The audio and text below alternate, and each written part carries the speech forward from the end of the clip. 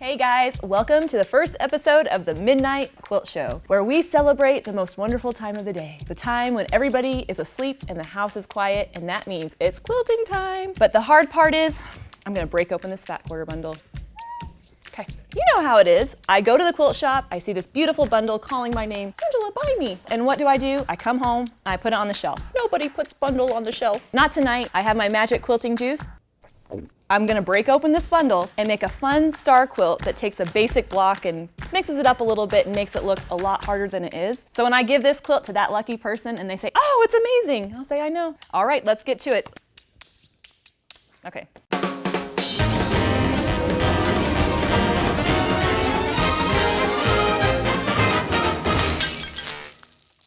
Here we go. Finally get to see what I bought all those years ago. Basically, I just need some groupings of two. So I want to make sure that the two of them kind of have a nice contrast, like these two look good together. I'm just going to start arranging it. And I think the thing about color, there's no wrong answers. Now that I've got it all paired off, I'm going to pick out my 4 favorite because I'm going to have to look at it all the time. So it's kind of like the judgment process, right? There we go. And for now, I'm just going to put the rest to the side. So before I can get sewing, I have to iron, which means I have to pull out my secret hidden ironing mat. My family doesn't know I have this because if they knew, they might make me start ironing clothes, and that's no fun. So I'm just gonna hit this with an iron real quick because I'm gonna cut this bad boy up, or girl, whatever it is. It's pink. It's the first one, nice. This will look so nice with the pink. All right, now we're gonna turn these into some half square triangles. I'm gonna put this back in its secret hiding spot. Nobody can find it. I'm going to cut this into 2 10-inch squares to make my half square triangles. Oops. All right, I got my 2 squares. Now I'm gonna sew them together. I'm gonna sew around all 4 edges of my square. It's kind of that tried and true half square triangle technique where you sew it and cut it. But the best thing about this technique, when the sewing machine's going, I can't hear the kids crying. Broke the thread. Dang it. Seems like you get on a roll and then all of a sudden, oh, it's because I left the handle up. Okay, back to business. So now I have 2 pieces of fabric that are just sewn together, but the fun part happens when you cut it in half.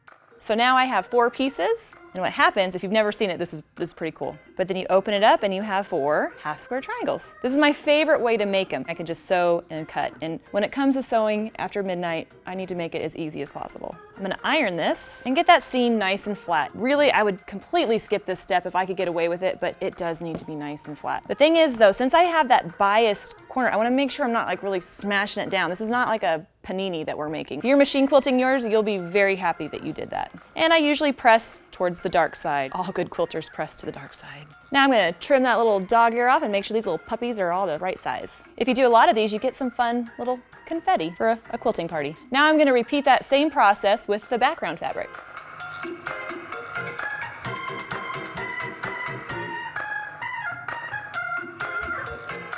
To get the free pattern or the supplies I use, click the I, or it's down there in the description box.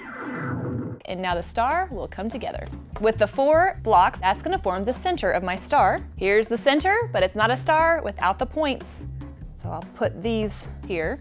Now I like making quilts with big blocks because that means I have to make less of them. I like big blocks and I cannot lie. Here's my center, here's my star points, and now I just need those corners to fill it in. There's my big star block. It's a hefty block, it's a perfect block. Instead of assembling the whole block like I normally would, I'm gonna assemble the center to make the center of the star by sewing these rows together. And then I'm gonna attach the points of my star, and then I'm gonna stop. So that kind of means I'm leaving it half done, but you'll see in a second why that matters. I'm gonna go ahead and press these seams. And look at that, points match, fantastic. That rarely happens. I'm pretty freaking excited about that. So it's as assembled as it's going to be for now, but I know myself and I know I'll freaking lose these star points. So one thing that I always do is take a safety pin and pin these suckers together. So I keep them together, that way they're still here when I'm ready to assemble the quilt later on.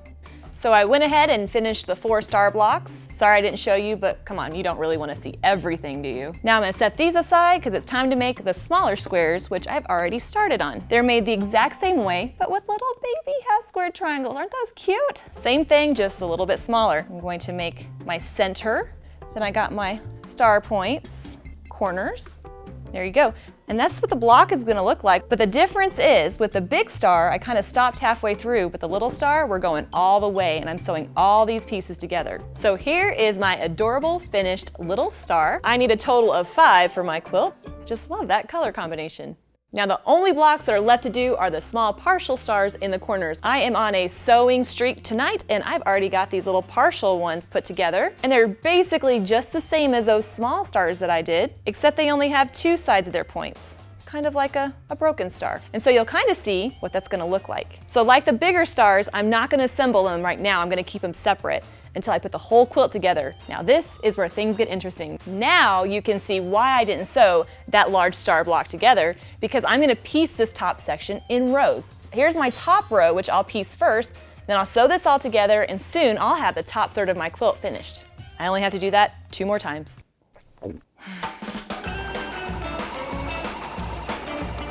Woo woo, I'm done with the middle section, which is the smallest section, but that's okay. All I have to do is the last section, just like I did the first section, but eventually I'll have a finished quilt top.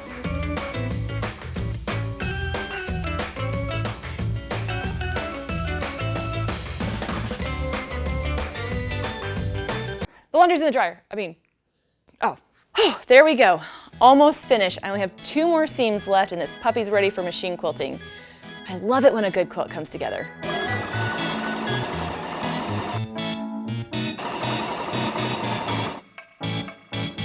That's it. It's finished, and now there's only 2 things left to do. Enjoy my beverage and send it off to the machine quilter to have him finish it. Just kidding. Of course I'm gonna quilt this bad boy myself. That's my favorite part of this whole process. Since this quilt is for me, I'm gonna quilt it to death. If I were quilting this for somebody I loved but wasn't quilt worthy, I might not go to so much effort. On one side of the block, I'm gonna quilt diagonal lines. So I quilted my first diagonal line, and I'm adding a couple of echo lines just to the side of it, and then fill in the rest of it with half of a feather.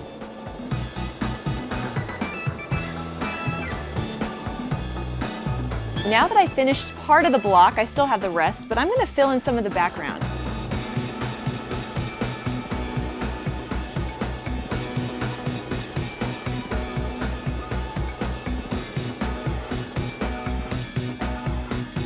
That's looking really nice. Well, I've got a lot of work to do. I'll see you when I'm finished.